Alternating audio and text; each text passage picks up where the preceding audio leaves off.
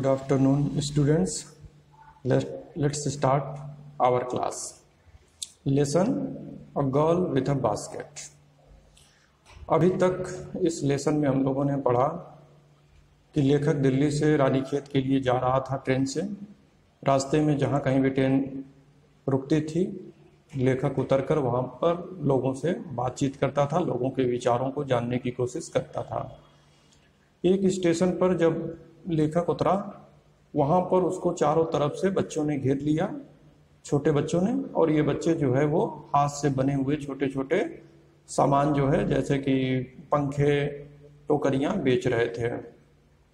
इन बच्चों के बारे में बताते हुए लेखक ने बताया हमें कि ये बच्चे जो हैं उन शरणार्थी लोगों के बच्चे थे जो शरणार्थी लोग भारत और पाकिस्तान के विभाजन के बाद पाकिस्तान से भारत में चले आए थे। और भारत में आने के बाद अपनी आजीविका चलाने के लिए इन लोगों ने छोटे छोटे दुकान बनाए और हाथ से बने हुए सिंपल साधारण चीज़ों को बनाकर ये बेचने का काम करते थे। तो ये जो बच्चे थे, इन बच्चों ने जैसे ही लेखक को स्टेशन पर देखा, तुरंत इन बच्चों को लगा कि लेखक एक विदेशी है और धनी आदमी है, तो वह उनके सामान को खरीद सकता है। इसलिए बच्चों ने जो घेर लिया लेखक को। यहाँ तक हम लोग पढ़ चुके हैं। अब इसके आगे जो अगला पैराग्राफ है वो अब हम लोग शुरू करेंगे। I bought one tiny basket for a few annas, another fruit basket for a bit more, a beautiful waste paper basket for a rupee, a lovely swing basket for rupee, a few fans for an anna or two a piece. My arms were filled and I had not spent 50 cents. The children passed in, shouting their wares. I was a prisoner, completely surrounded, unable to move. The most diligent, aggressive vendor was a beautiful girl of 9 right in front of me. She had a lovely basket with handle, and she wanted a rupee and half for it, or about 30 cents. She was an earnest pleader. There were tears in her eyes. She pleaded and begged in tones that would wring any heart. अब हम लोग paragraph को देखते हैं कि I bought one tiny basket for a few annas. जब बच्चों ने लेखक को चारों तरफ से घेर लिया और सब बच्चे अपना अपना सामान बेचना चाहते थे, तो लेखक कह रहा है कि I bought one tiny basket for a few annas, कि मैंने एक छोटी सी टोकरी खरीदी कुछ आनाज में। आनाज पहले की भारतीय मुद्रा है। जैसे अब 100 पैसे मिलकर 1 रुपये आज के समय होते हैं, तो पहले के समय में भारत में आना चलता था। 16 आना का मिलाकर 1 रुपया होता था, जिसको कहते थे कि 16 आना सच, मतलब पूरा का पूरा सच। जो एक कहावत भी है 16 आना, तो उसी में कह रहा है आना। तो उसी में कह रहा है कि यानी कि कुछ आना देकर उसने जो है एक छोटा सा टोकरी खरीदी उसने। Another fruit basket for a bit more, एक फलों के लिए एक खरीदा उसने, बास्केट खरीदा, एक टोकरी खरीदी, थोड़ा सा ही ज़्यादा में। A beautiful waste paper basket for rupee, एक काफ़ी सुंदर रद्दी कागज रखने वाला बास्केट, एक टोकरी उसने 1 रुपया में खरीदा। और लवली स्विंग बास्केट फॉर रूपी, एक सिलाई के सामान वाला एक सुंदर अच्छा टोकरी उसने जो है 1 रुपये में खरीदा। और फ्यू फैंस फॉर एन आना और 2 a piece, और कुछ उसने पंखियाँ जो हैं खरीदी, 1 या 2 आने प्रति पंखा के हिसाब से उसने खरीदा। My arms were filled and I had not spent 50 cents. लेखक कह रहा है कि अब मैंने इतना सब सामान खरीद लिया था कि मेरे हाथ जो है वो इन सामानों से भर गए थे। लेकिन अभी भी लेखक कह रहा है कि उसने जो है 50 सेंट से ज़्यादा खर्चा उसने नहीं किया था।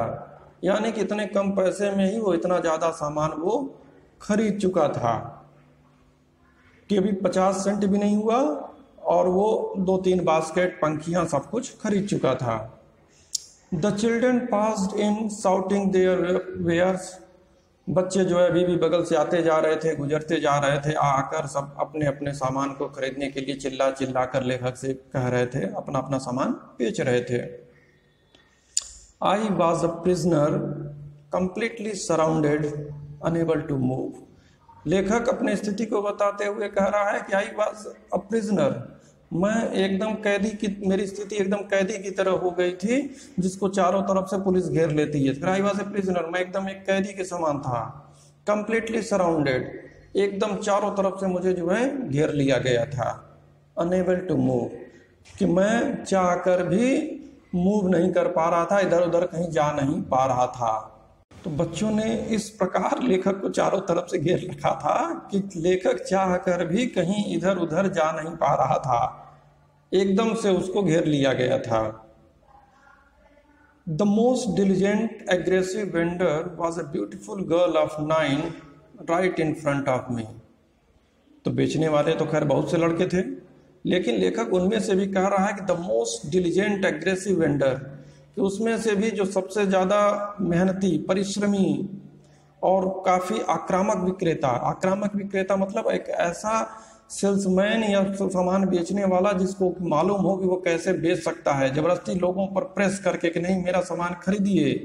तो कह रही थी जो, तो लेखक कह रहा है कि इन सब में जो सबसे ज़्यादा आक्रामक विक्रेता जो था, सबसे मेहनती, जो मेहनत से बेचने की कोशिश कर रहा था, जिन विक्रेता, वॉज ब्यूटीफुल गर्ल ऑफ 9। वो एक 9 साल की छोटी बच्ची थी जो कि सबसे ज़्यादा मुझको तेज तर्राक लग रही थी अपना सामान बेचने में। Right in front of me, और मेरे ठीक सामने खड़ी थी। She had a lovely basket with handle, उसके पास एक बड़ा सुंदर सा एक टोकरी था जिसमें कि हैंडल भी लगा हुआ था, तो बहुत सुंदर उसका वो टोकरी था। And she wanted a ₹1.50 for it, और इस टोकरी के दाम के बदले में वो मुझसे ₹1.50 चाहती थी। आर अबाउट 30 सेंट्स, ₹1.50 या जिसको कि लेखक के मुद्रा में वो हो गया 30 सेंट्स, 30 सेंट्स उसकी डिमांड थी। सी वॉज एन अर्नेस्ट प्लीडर, और वो एक याचना करने वाली, बार बार कहने वाली मेहनती लड़की थी जो बार बार लेखक से जोर दे रही थी अपना सामान खरीदने के लिए, बार बार उनसे विनती कर रही थी। There were tears in her eyes, लेखक कह रहा है वो छोटी, जो 9 साल की छोटी बच्ची थी, उसकी आंखों में कुछ आंसू भी थे। She pleaded and begged in tones that would ring any heart, और लेखक कह रहा है कि वो जिस आवाज़ में, जिस करुणामयी आवाज़ में मुझसे बार बार रिक्वेस्ट कर रही थी कि मैं उसके बास्केट को, उसके टोकरी को खरीद लूँ, तो लेखक कह रहा है कि वो एक ऐसी दर्द भरी आवाज़ थी जो किसी के भी दिल को पिघला सकती थी, किसी के दिल को भी छू सकती थी। इतनी मार्मिक आवाज़ में वो 9 साल की छोटी बच्ची बार बार मुझसे जो है वो अपना टोकरी खरीदने के लिए मुझसे विनती कर रही थी, रिक्वेस्ट कर रही थी, अन्य विनय कर रही थी। Next paragraph. My arms were full, I had no room, let along any need for another basket. Balancing my baskets and fans on my left arm, I reached into my right coat pocket and got a handful of change, perhaps 15 cents in all, which I deposited in the basket that the young girl held imploringly before me. I tried to explain that I could not buy the basket, but extended the gratuity as substitute. I realized at once what offense I had given. This child of 9, dressed in rags and on the edge of starvation, raised her chin, reached into the basket, and with all the pride and graciousness of a lady, handed the money back to me. There was only one thing I could do. I bought the basket. She wiped her eyes, smiled, and dashed down the platform, headed for some grass hut that would have at least 30 cents that night. देखते हैं इसको। My arms were full. लेखक कह रहा है कि मैंने 30 Saint में ही इतना ज़्यादा टोकरी और पंखियाँ मैंने खरीद लिया था कि मेरे हाथ पूरी तरह से एकदम अब भर गए थे।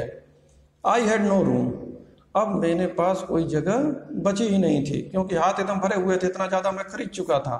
Late along any need for another basket, और न ही मुझे अब किसी और टोकरी की कोई मुझे ज़रूरत ही थी, यानी न ज़रूरत थी और न ही मेरे पास अब जगह ही बचा हुआ था।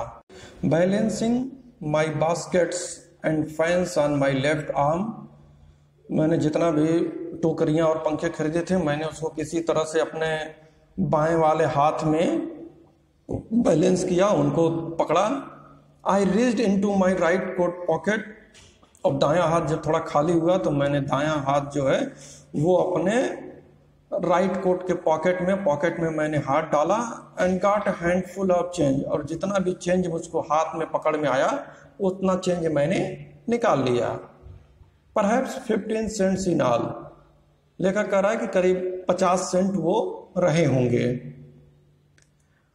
Which I deposited in the basket that the young girl held imploringly before me, और वो 50 सेंट पैसे जो मैंने निकाले मैंने वो उस बास्केट में, उस टोकरी में, जो वो छोटी लड़की 9 साल की जो छोटी लड़की जो सुंदर सा जो टोकरी मुझे बेचना चाहती थी, जो मुझसे बार बार रिक्वेस्ट कर रही थी, मैंने वो पैसे निकाल कर उसके बास्केट में, उसकी टोकरी में मैंने डाल दिया।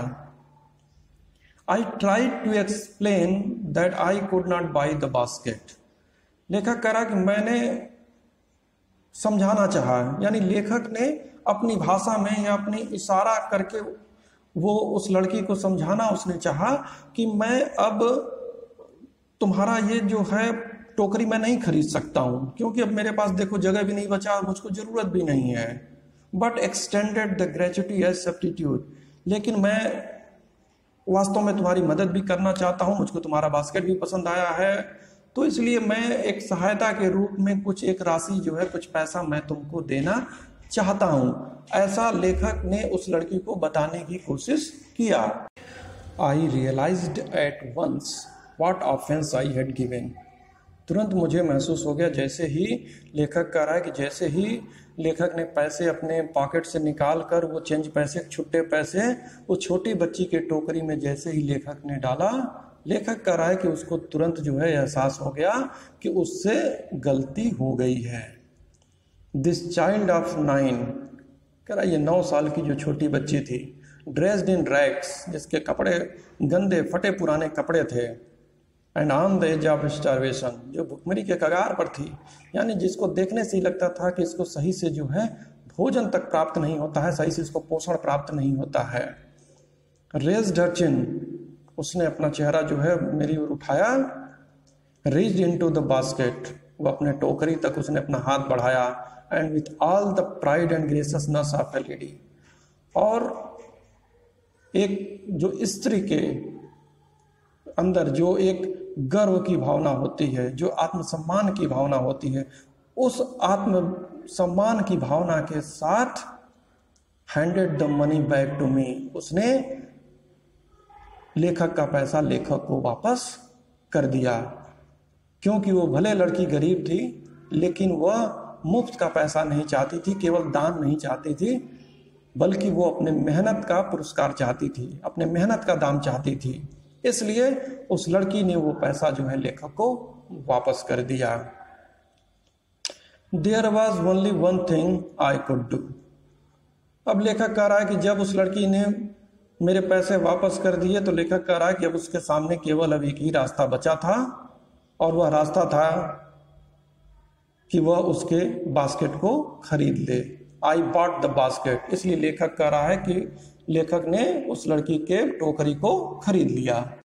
और लेखक ने जब उस लड़की के टोकरी को खरीद लिया, सी वाइप्ड हर आईज, स्माइल्ड, उसके बाद लड़की ने अपने हाथों से अपने आंसुओं को पोंछा और वो मुस्कुराई। अब वो प्रसन्न हुई, खुश हुई, क्योंकि अब उसे उसके मेहनत का पुरस्कार मिला था। लेखक ने जो है उसके टोकरी को अब खरीदा था। Dash down the platform headed for some grass hut, और दौड़ती हुई वो किसी छप्पर की ओर, यानी कि दौड़ती हुई प्लेटफॉर्म पर दौड़ती हुई वो अपने घर की ओर चली गई। That would have at least 30 cents that night. लेखक कह रहा है वो इसलिए खुश और प्रसन्न थी क्योंकि कम से कम आज उस घर में 30 सेंट्स की कमाई तो हो गई थी। इसलिए वो लड़की दौड़ते हुए मुस्कुराते हुए चली गई। तो यहाँ इस पैराग्राफ में लेखक ने हमें ये बताया या ये समझाया कि कितनी अच्छी चीज उसने भारत में देखी, जिसकी कि उसे उम्मीद भी नहीं थी। वो भी किसके द्वारा उसे यह सीख मिली? एक 9 साल की छोटी बच्ची द्वारा, जो गरीब भी थी, लेकिन उसके बावजूद भी उस छोटी बच्ची के अंदर भी वो आत्मसम्मान की भावना थी कि वो मुफ्त का कुछ भी लेना नहीं चाहती थी। और इस चीज ने लेखक को जो है बहुत ही ज्यादा प्रभावित किया कि वाकई भारत के लोग जो हैं वो आत्मसम्मान वाले लोग हैं। नेक्स्ट पैराग्राफ है, I told this story to prime minister Pandit Jawaharlal Nehru. I told him it was one reason I had fallen in love with India. The people I saw in India, those in the village as well as those in high office, have both pride and lovely sense of decency and citizenship. They also have a passion for independence. This beautiful child, born in squalor and poverty, uneducated in both grammar and manners, had given me a glimpse of the warm soul of India. लेखक कह रहा है कि I told this story to prime minister Pandit Jawaharlal Nehru. लेखक जब अपनी पूरी यात्रा करके वापस जब दिल्ली आया और जब उसकी मुलाकात भारत के प्रथम प्रधानमंत्री पंडित जवाहरलाल नेहरू से हुई, तो लेखक ने अपने इस अनुभव के बारे में पंडित जवाहरलाल नेहरू को भी बताया। अपने इस अनुभव को उसने भारत के प्रधानमंत्री के साथ साझा किया। आई टोल्ड हिम, लेखक कह रहा मैंने प्रधानमंत्री को बताया, पंडित नेहरू को मैंने बताया। It was one reason I had fallen in love with India, कि मैंने बताया कि यह एक कारण है जिसके कारण मुझे भारत के लोगों से, भारत से मुझे प्यार हो गया। यानी कि एक छोटी सी लड़की का जो प्रभाव पड़ा लेखक के ऊपर, उसने पूरे भारत के प्रति नजरिया ही लेखक का बदल दिया। उस छोटी लड़की के एक प्रयास के द्वारा पूरा लेखक का नजरिया ही भारत के प्रति बदल गया। The people I saw in India, those in the village as well as those in high office. लेखक आगे अपनी बात को बढ़ाते हुए लास्ट पैराग्राफ में कह रहा है कि the people I saw in India, कि जितने भी लोगों को मैंने भारत में देखा जाना, those in the village as well as those in high office, चाहे वो ग्रामीण पृष्ठभूमि के हों, गांव में रहने वाले साधारण लोग हों, या कि बड़े बड़े ऑफिसों में, बड़े बड़े कार्यालयों में कार्य करने वाले बड़े अधिकारी, have both pride and lovely sense of decency and citizenship. मैंने पाया कि सबके अंदर एक गर्व की भावना है। Lovely sense of decency and citizenship, लोगों के अंदर एक नागरिकता की भावना, एक शिष्टाचार की भावना है, आत्मसम्मान की भावना मैंने लोगों के अंदर पाया। भारत के लोगों को मैंने शिष्टाचारी पाया, यानी उनके अंदर गुड मैनर्स मैंने पाया कि कैसे लोगों के साथ व्यवहार करते हैं।